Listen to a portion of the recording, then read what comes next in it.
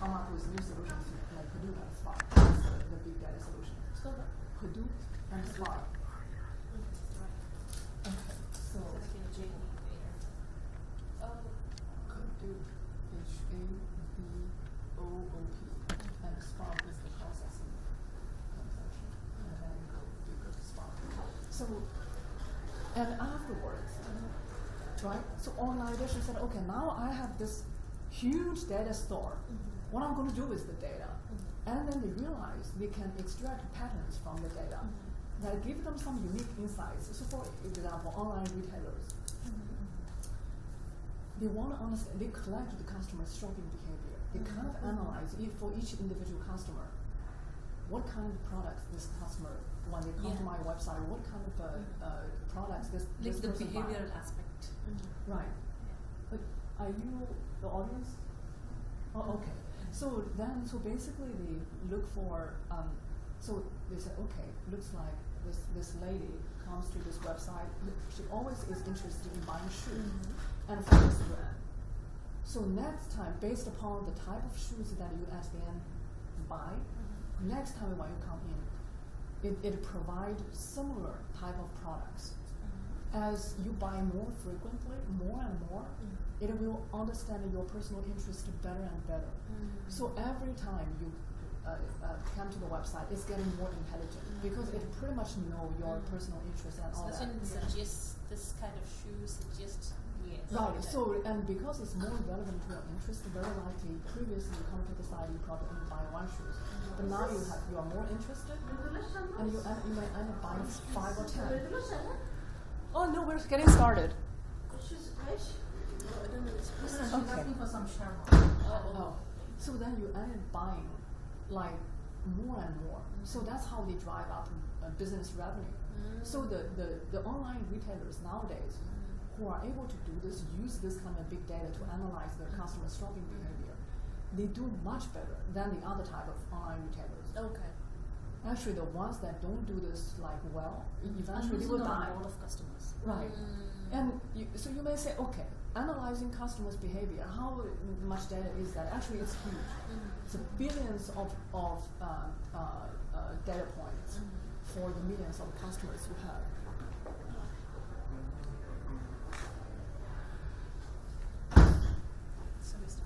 So should we start?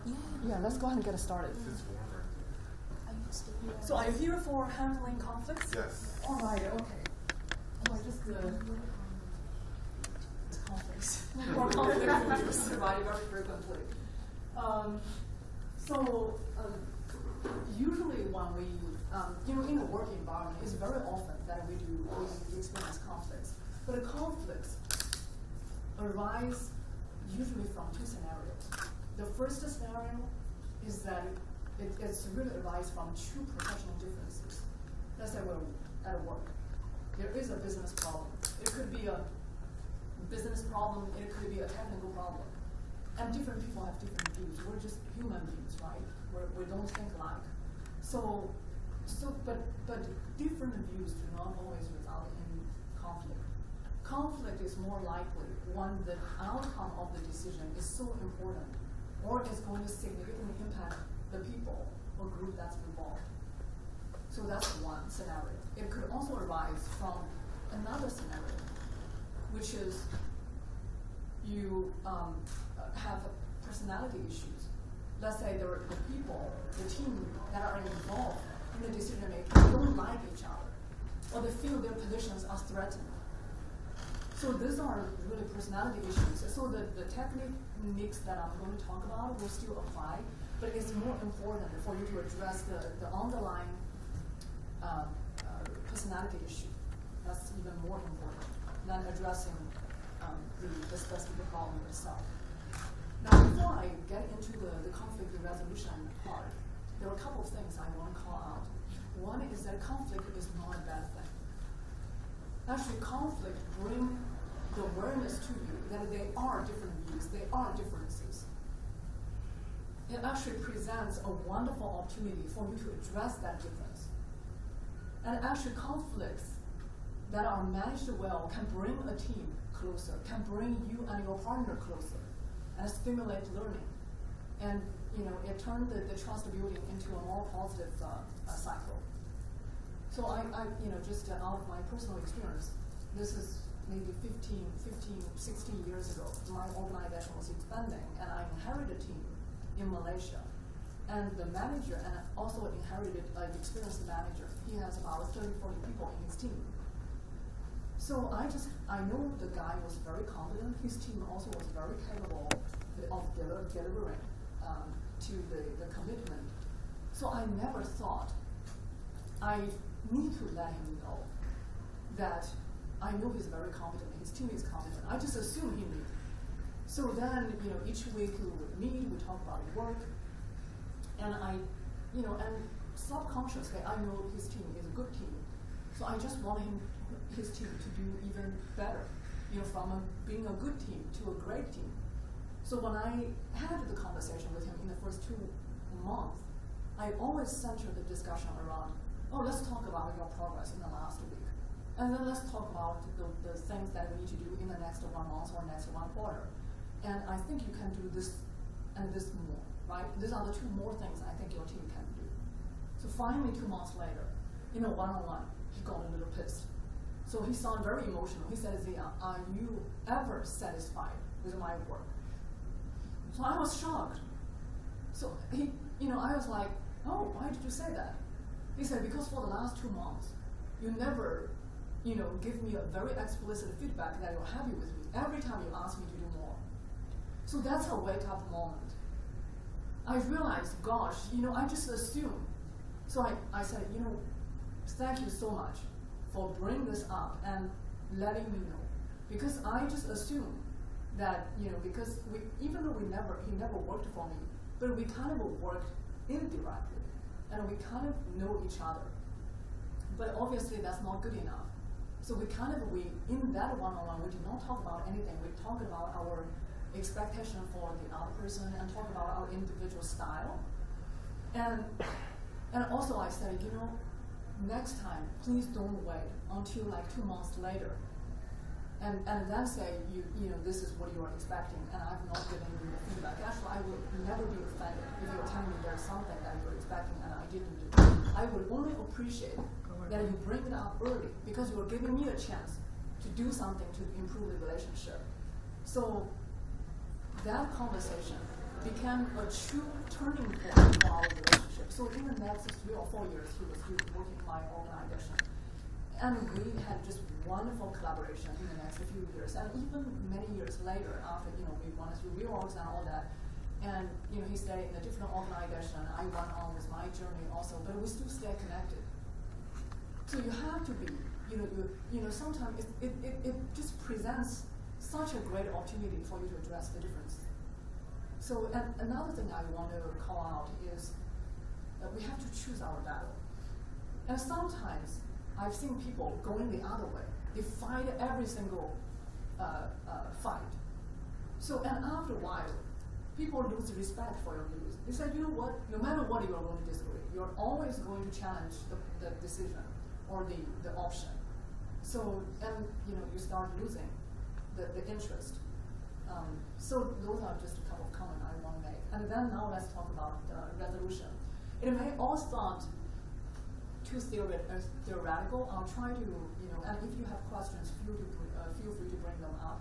And I'll try to add some examples actually to the discussion.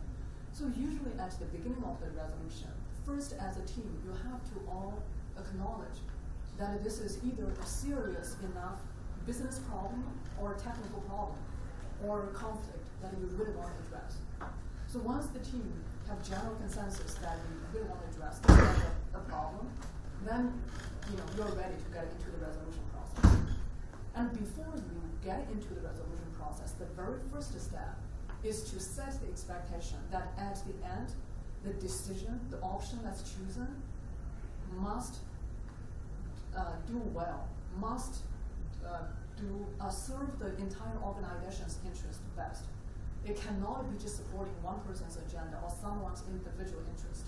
Even though that person may be the highest rank in this whole group, the decision must be supporting the overall goodness of the group or of the company or of the overall organization. The other thing that you want to set up front at the beginning of the resolution is set the framework or the overall process. So, for example, you may want to define the roles and responsibility for all the people that's involved. So, in this decision-making process, who is the decision maker? Who is the recommender? Because there are different options. And who are the performers? And who would provide the feedback or inputs? So actually there is this tool called RAPID. R stands for recommender, A stands for agreeer, and P stands for performer. That's doing that's the team that's doing the analysis. Or I stand for inputter. D stands for decision maker. So for instance, you don't want to have more than one decision maker. And the team may have different discussions. It's very difficult sometimes for everyone to converge. You need one authoritative person who can really play the D role. The same thing usually with recommender. Recommender, it is okay maybe to have more than one, but in general, the suggestion is to have one recommender.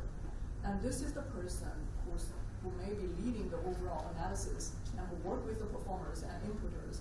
But at the end, this is the person that summarizes all the findings and do the final recommendation. So once you have that kind of really defined, you kind of, set the expectation with everyone, what is expected out of you in this process. It can be very helpful. And at the beginning, it may sound very unnatural. Actually, once the organization is used to the process, you will find it's a very effective tool. So for example, within Intel, this is a standard process. Actually, quite often, if we have a decision making, almost across the board, if we're making a decision, whether it's a decision as a first line manager or it's a decision that's made with the CEO and staff, the very first discussion is that who are the different players for the RAPID, who's the decision maker, and who's the agreeer. It's very, very effective. So it can kill a lot of unnecessary discussions. Now, the next step is clarification.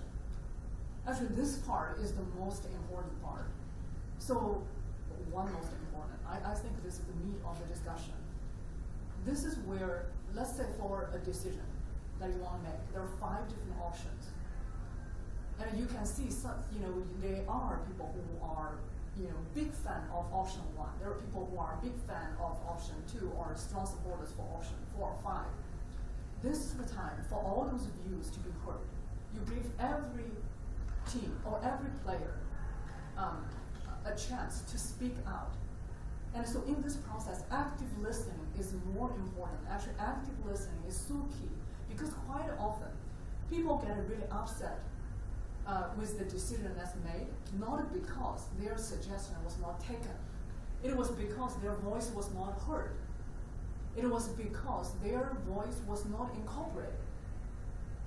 As long as, you will be surprised quite often if they feel they heard you heard their voice and you incorporated their feedback, even though at the end the decision is different than what they're recommending. They are still willing to commit to the new decision. So this is very important. So now, and of course, after you hear everybody, the different views, and the next step is just how as a team you may calibrate more. And actually through this process, even though you may start as a supporter for option 1, but as you keep discussing, you start knowing more about the other views, you can also get less emotionally attached to your original option. You may be getting more objective and more holistic with your view. Actually, this process sometimes is good for people just to keep talking this through.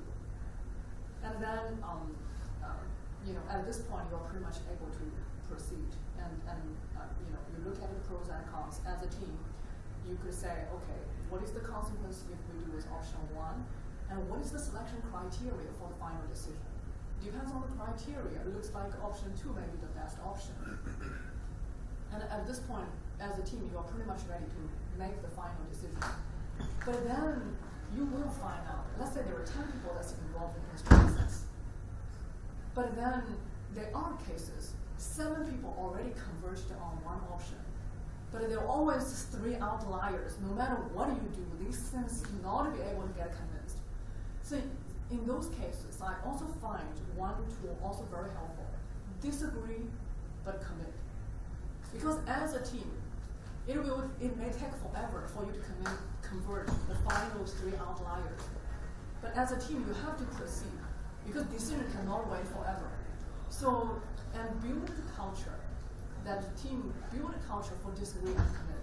If majority of the players already converged on option 1, let's proceed with that. For the other 3 players, the decision maker could say, you know what, this is the decision, and you disagree and commit. Once the decision is made, everyone on the team have to support it as if this is their own decision, because that's the best thing that you could do to the team and to the organization and to the business problem or technical problem. So pretty much at this point, many people would say, oh, job done, right? Now we made the decision. We resolved the conflict. Actually, there are 2 small steps that are very important post the decision making. The first step is communicate. I couldn't emphasize enough. Communicate. Because for the 10 people that's involved in the decision making, they personally experienced the process. They know why the decision is made this way. They are more committed. But for your support network, for your employees, for your partners, for your customers, for your stakeholders, they were not part of the process. First, you need to let them know what is the decision, and also share with them the necessary information on how the decision was reached. After you communicate them with that kind of information, you win their commitment. You get them connected and committed to the decision. Because at the end, you make the decision so that you can achieve the best result.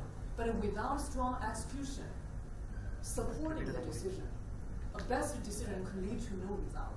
So you want all those people to stay committed to this decision so that they will drive the decision into final business result.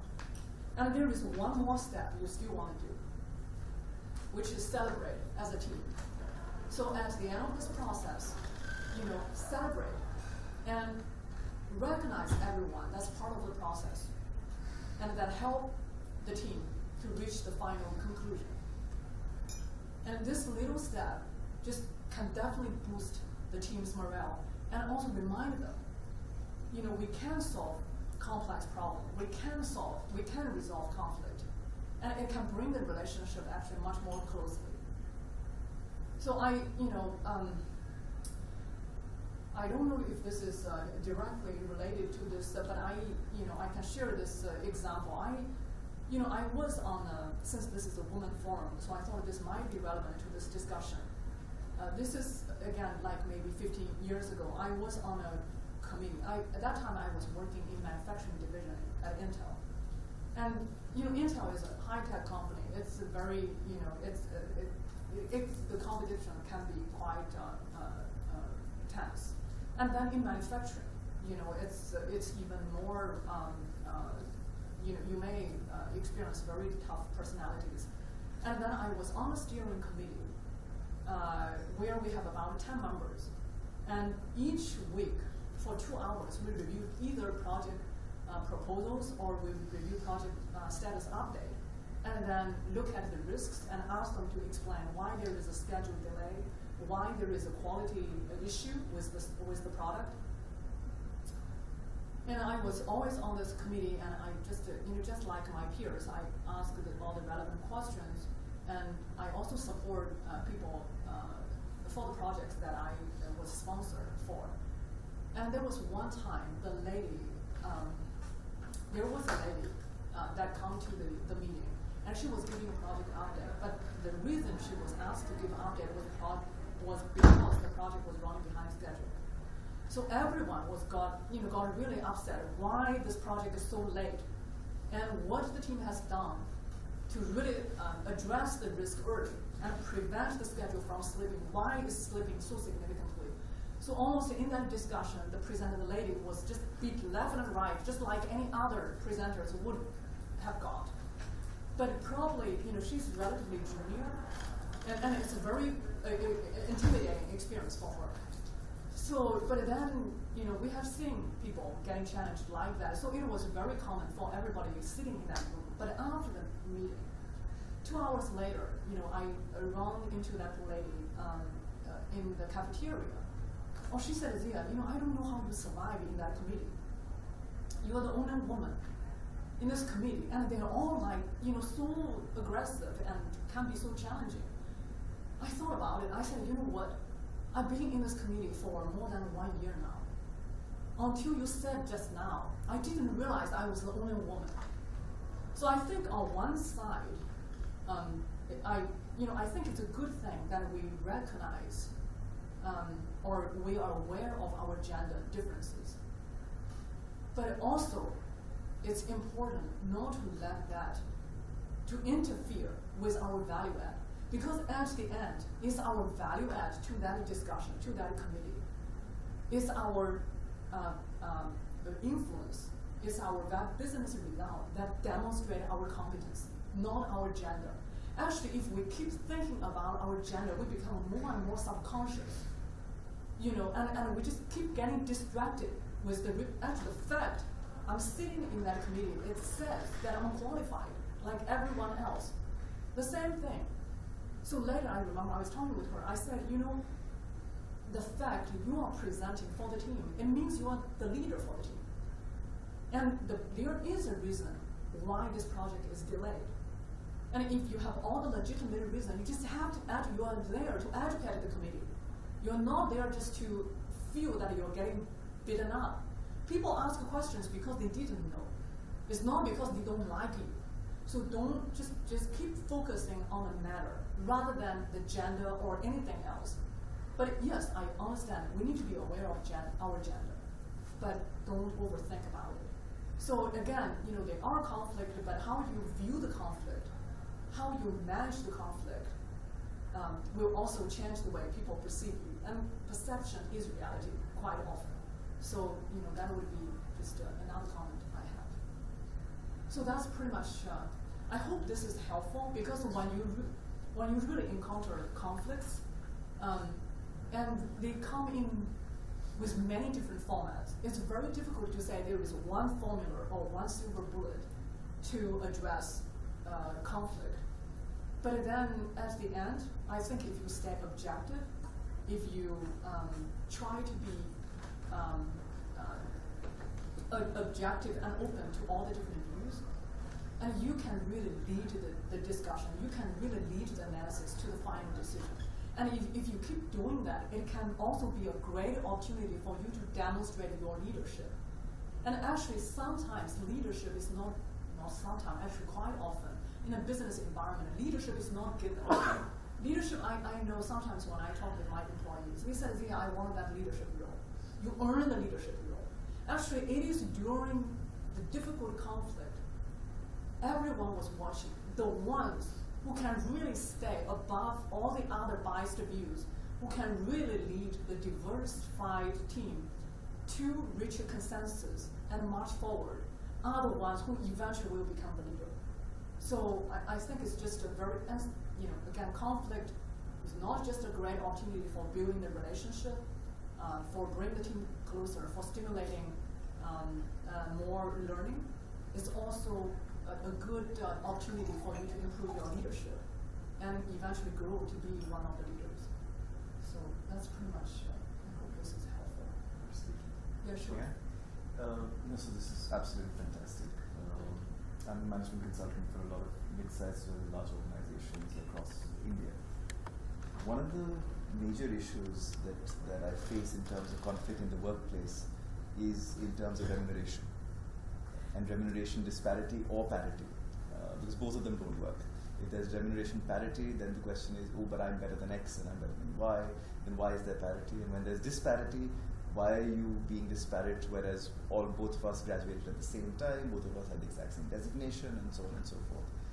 to try and manage that, of course, and the ways that we adopt, the only one way of what you also spoke of is you must have conversation. You must have constant conversation.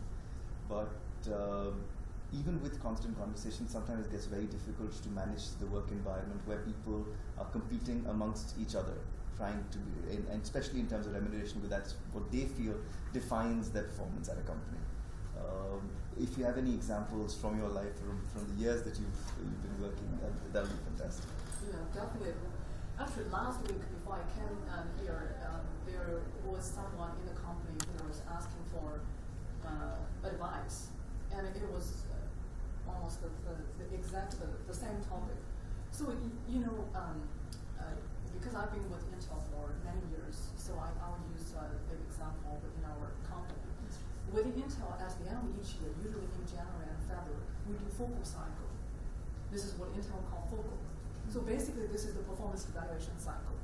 We look at all the employees, and then we kind of rank them and say, okay, so for the top performers, and because we value meritocracy, the top performers, they definitely need to get a better merit increase, better stock increase, better bonus targeted. And then for the average, they will get this much. And then for the relatively low performers, they probably will get less than the average. So, and I remember, so it is always easy to use remote examples. And I was, at that time, this is like probably 18, 20 years ago. And then we hired one person in 1 year, one engineer. And then the next year, we hired another person. So the first year when we hired the first engineer, the job market actually was very bad. So students were desperate to get even a job in a big corporation. So you can, because of the market lacking competition, so usually when a company offers the salary, they look at today, on average, for, let's say, a fresh out of college graduate, what is the compensation package? And then we just, Intel try to stay within the top 25%. And then we just use the guideline, and HR and staffing would give the hiring managers the suggestion, this is the salary range, and this candidate asked for this range. So our suggestion is for you to give him this much. That's what we did with the first employee. The second employee, and the job market actually was becoming much harder. So in order to convince the guy to join the company, we offered much better compensation. And even though in the company culture and in the US culture in general, people don't share the salaries, the compensation, but you cannot prevent them from exchanging information. Exactly. They are all young kids, right? So they want to know, hey, how much you are making? So very soon, the first guy came to me, and he was so upset. I've been working for the company for 1 year, and you told me my performance is really good. So now I'm really disappointed. Why I'm making this little, right? I'm much less than the guy who's brand new. And I don't think the guy is clueless with what's going on in the team, right? So, but then again, I said within Intel, we do meritocracy. So meaning each year we look at the person's performance and how much the person is making. And let's say if your performance is the same, two people's performance are the same, but then one person is making significantly more than the other. So we do compensation adjustment and plus merit increase much more for the first person. So then that year, so in the second year, because the guy who was with the group, he actually indeed was performing much better than the second person we hired, and his compensation indeed was not as good as the second one. So we give him a significant merit increase. But then the second one got much less. So you can imagine, after the focal process, the second one got upset. And you just have to explain. You gave him 80% increment, you gave me only a 10% increment. Right. We hired you because of your market value that year. But in this company, you have to actually, it's kind of like a long-term investment. You really have to keep watching what is the value that you add, like each year. I think you just have to, explain the situation. And actually, usually for people who who have been with the company for long enough, they would understand. Actually, they said, okay, I understand. It's usually the new people who are relatively more inexperienced, and they may ask more questions like this. How would you treat it? Right. That's right. When you were describing the rapid method, what was the A for? Agreeer. Agreeer, okay. My second question is, you said the key component after you make a decision is to get buy-in. And it's best for the team to buy in. But if you have segments of your particular team that don't buy in to whatever decision that was made, big or small, do you transfer them to another team or try to get them to buy in? I guess what's the best way to go about that? Yeah, so basically you're talking about the few outliers. Mm-hmm. So usually for the few outliers, we don't move people out just because they don't agree with the decision. Right. But then we do our best to get them to see why the decision is made this way. Mm-hmm. But if at the end, no matter what, they're just not buying into the decision, then it's kind of, in a way, it's kind of a false start. Because the whole organization cannot be pending just on one or two persons slow learning. So in those cases, we have to, you have to put it on the company's head.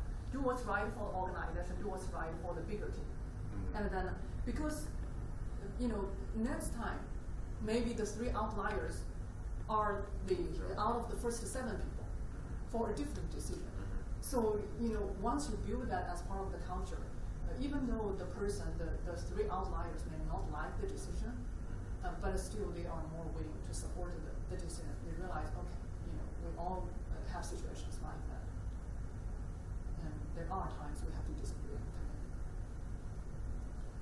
I guess my thinking is on a smaller scale, because we are starting a nonprofit basically from the ground up, and we have a small board of, well, now it's 3 people, because we basically had a person that was constantly the center, if you will.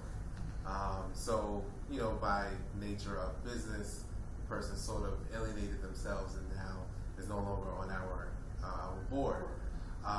But as we start to grow, the idea is that we want to bring in more different opinions, different points of views, and things like that. But we also don't want it to stop our progress because again, we're small. So then the idea is that we all say this is what we're going to do, and we're all going to get behind that.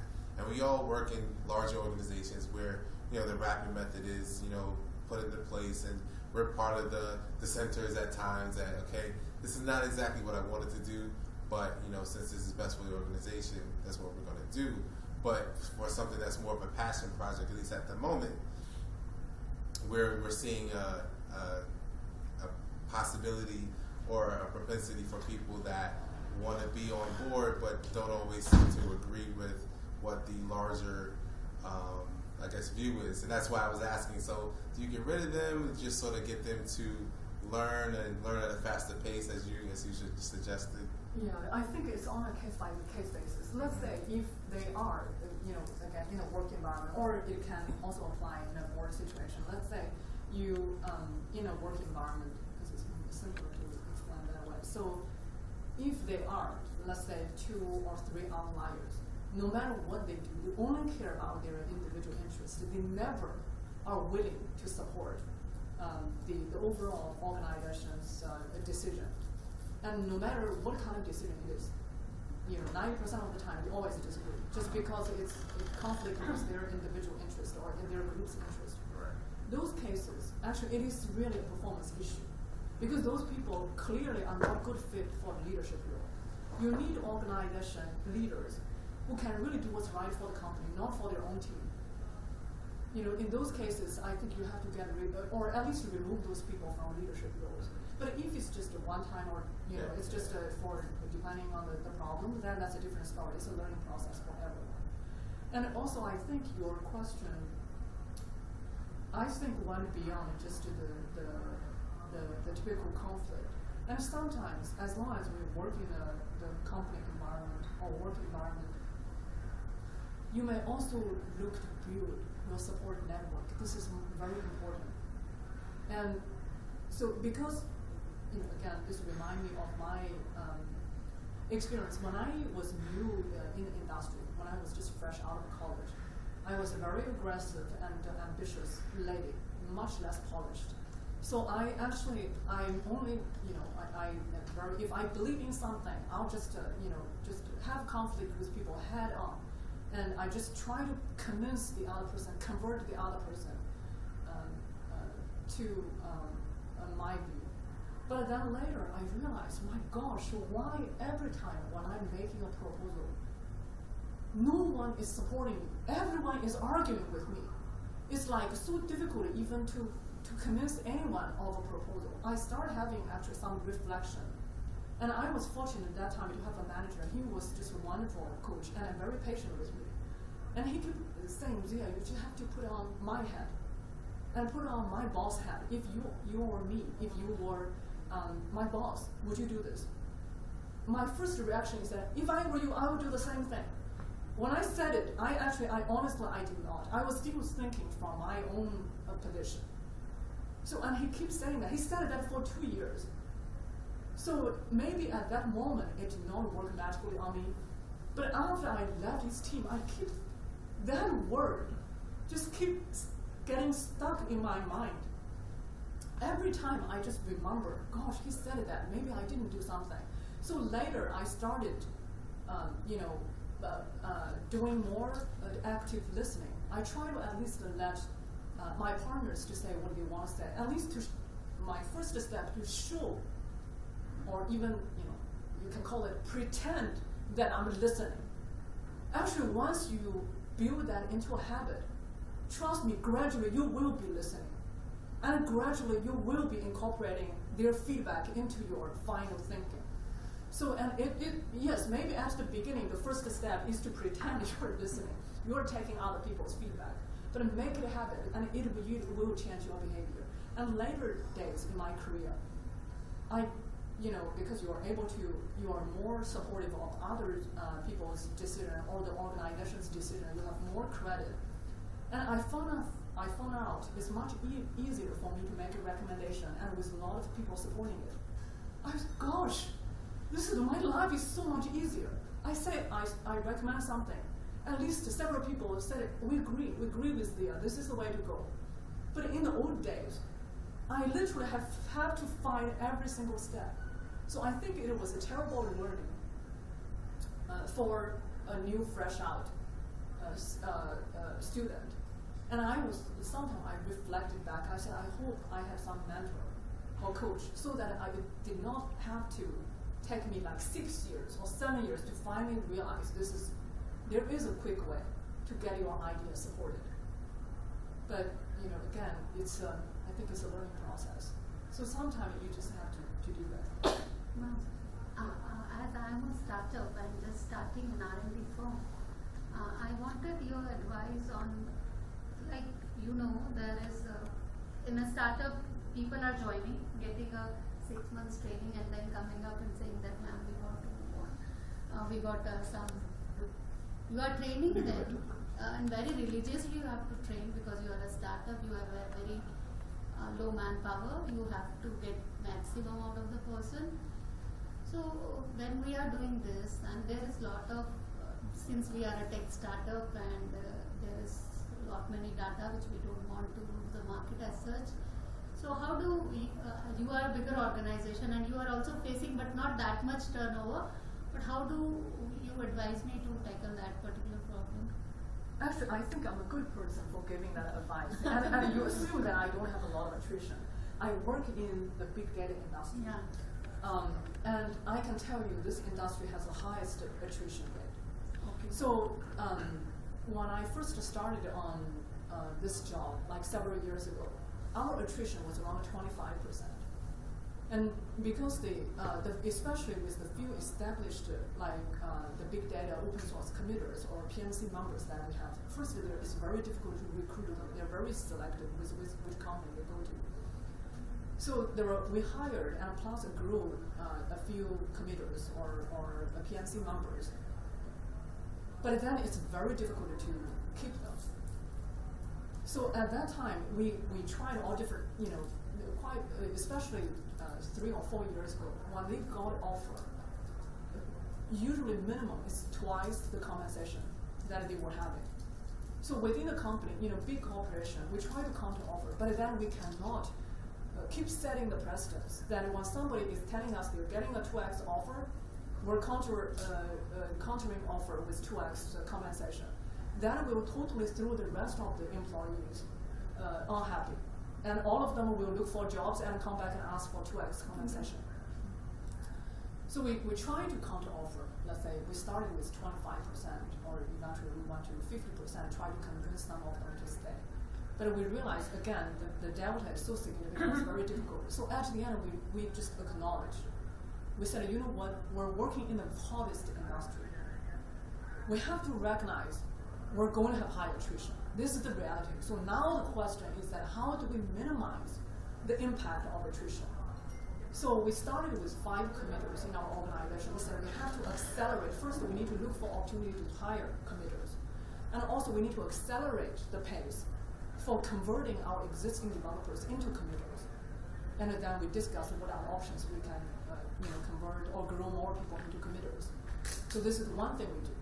The second thing we said, okay, out of let's say this many engineers, what are the critical fields? Let's say for each individual, like in the big data area, who are the Hadoop experts, like for storage, for processing, who are the Spark experts? So we identified those people, and we focused a lot on rewarding and retaining those people. Because one thing we found out is that if the rest of the folks keep retreating, as long as the few leads there, they can always train the newcomer. They are like kind of anchoring the organization. You don't have to worry about the attrition. So actually, we struggled with 25% attrition each year for 4 years now. Actually, we kind of managed down to 20%. But still, it's pretty significant. 1 out of 5, 1 out of 4 people leaving the company each year. But actually, we're much more experienced with attrition now. Actually, as of now, we have like 25 committers. We grow from 5 to 25 in 4 years, even though we lost quite a few committers, but we grew a lot of our own developers into committers. So basically, and especially after a few people in the first couple of years left the organization, they moved to other big data teams in the industry, and some of them did not like the experience, so they kind of miss the old environment. They come back. That actually become a positive thing for some of the people that are staying. So in general, I think there are times you have to acknowledge. Let's say for startups, it's a reality. You will have high attrition. Then what do you do? Just keep the impact minimum so that you can keep the business running. But how do you do that? Converting them to a committer, what is the process? Right. So in the open source community, usually so in order to become a committer for any, all the developers can work on their code, they contribute the code to open source to the trunk, or not everybody can even have the right to merge the code. Only the committers can merge the code into the trunk. Now, in those cases, if you want to become a committer, usually they have you need 3 PMC members supporting your conversion. They have to say, oh, this person have done so much work for this project, we need to promote him to a committer. So what do we do? So this again goes back to who are the critical fields you really want to retain. So we actually focus on either retaining those PMC members or growing, some of the developers into PMC, or growing some of our committers into the PMC role. And in order to do that, again, you need a strong support network. And in our own case, when we first started, we only have 5 committers. And then they only cover like 2 projects, but there were so many projects. Then what do we do? So Intel at that time actually invested in Cloudera. Cloudera has about 50 committers that time. So what we did is that we kind of, we went out to them. We said, this is one area that we need help. So can you work with us to grow this too? Because we know they are very promising for this project. And for the other project, can you work with us to grow the other 2? And usually they're very supportive, because if we have more committers, it's also beneficial for them too. The same thing for Spark area. purposely, like put a lot of effort in building relationship with the Spark open source leadership company Databricks. So we actually spend a lot of time just visiting Databricks, and whatever they ask us, even there was some help they may need, they want to test on our hardware, we offer free engineering samples, we offer free hardware at least for them to test with, and we do some joint engineering collaboration, and that helped the relationship.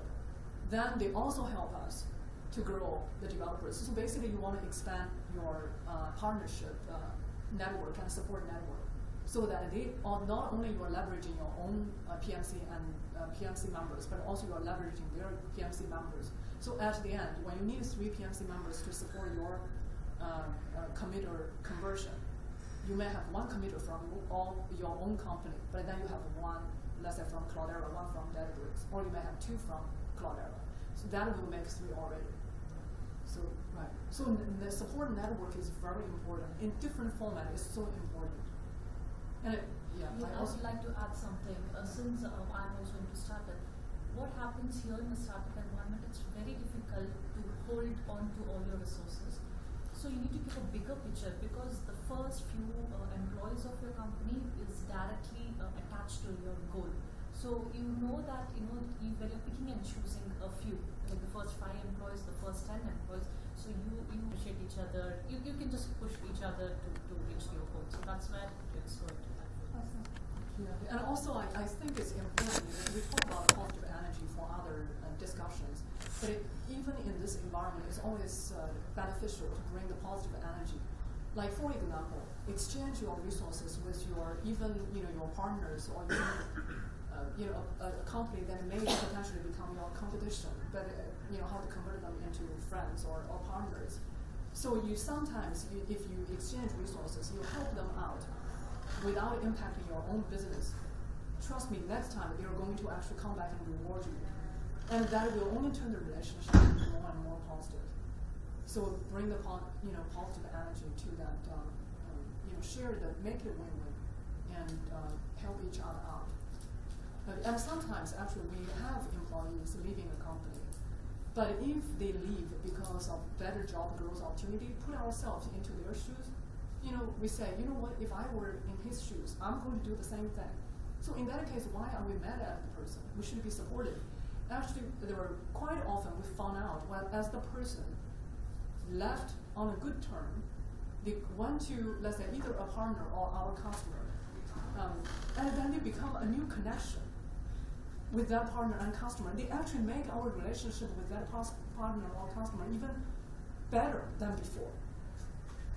So it turned out to be a positive thing. That's interesting. Yeah.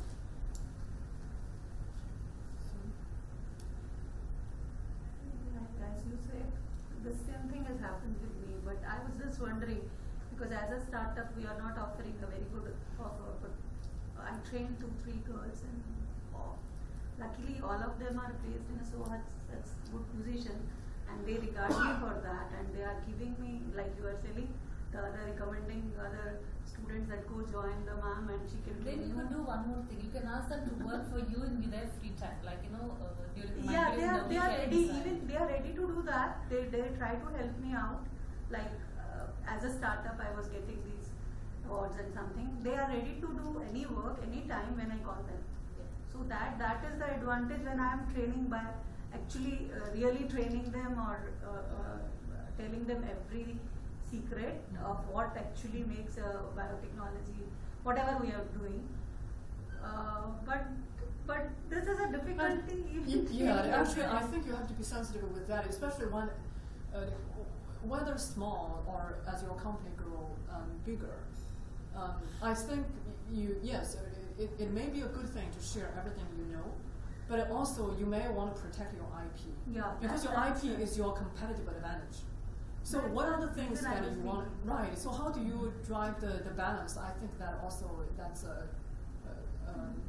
that's the thing I wanted to know. Although I trust them, but since you said that when you are starting as alone, I was a founder, and I got this project as an individual, not as a company, to get this IP done. So after that, the first person I'm hiring is like my co-founder or whatever you can call it. Right. It is very, I am very much dependent on what they are also doing. So I have to train them what exactly I can do it. I have kept many secrets. I don't say that I have revealed everything, but still I have to teach them to a level where I am thinking so that we can do work together. So they moved on and they are at a very good places. Now I have new person, but this keeps me boggling that how should I manage with being an R&D person, and I have writing new projects. I need their help also, and similarly, so since you are a bigger organization and you will be having handling this. I think we have to leverage different skill sets. You know, I come from the engineering background. I mean, for many years, I took a lot of pride just in engineering work. When I started having interactions with marketing, I thought these are just a bunch of fluff people. You know, they just go and exaggerate the things. You know, but later, as I work more with the marketing team and sales team, I started realizing, you know, this is actually such a unique skill that I probably just don't have any knowledge or expertise for. And I found out quite often combining the marketing, the engineering power together is much more significant than the engineering impact itself. So, I think there are times that we have to recognize there are areas that we're not good at. And then instead of us trying to learn to become a marketing expert, how do we recruit the right people so that we complement our strengths, we bring the strengths, and then also bring somebody that we can trust, or we can build the trusting relationship with, and so that together we grow as a company or as a team. Thank you. Thank you.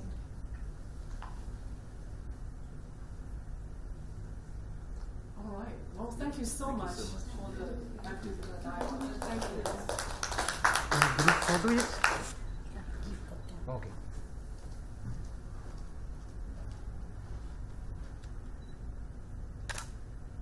Ma'am? Thank you. Thank you.